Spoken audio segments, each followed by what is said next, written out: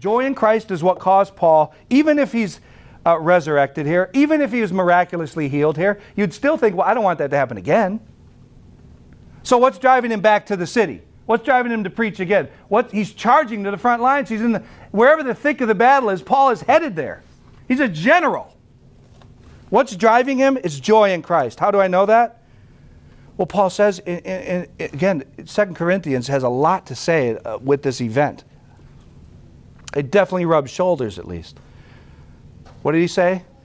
Let's read it. 2 Corinthians 12.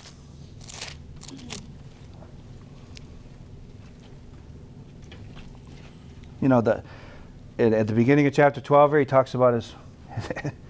I went to the paradise of God and I saw things that cannot be talked about here. He goes on, the thorn of the flesh, right? And then verse 8 here, 3 times I pleaded with the Lord about this, that it should leave me. But he said to me, my grace is sufficient for you, for my power is made perfect in weakness. Therefore I will boast all the more gladly of my weaknesses, so that the power of Christ may rest upon me.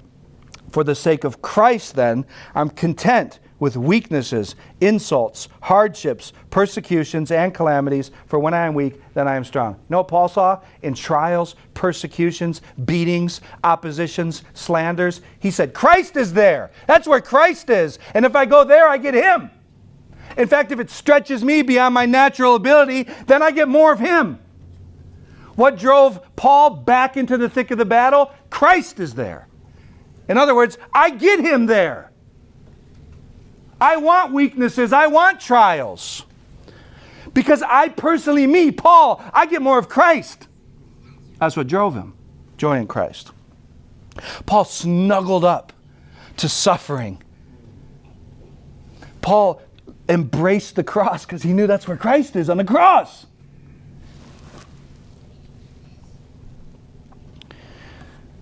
What's driving Paul here, Paul's power is joy in Christ. The same joy that allows every believer to walk in this way.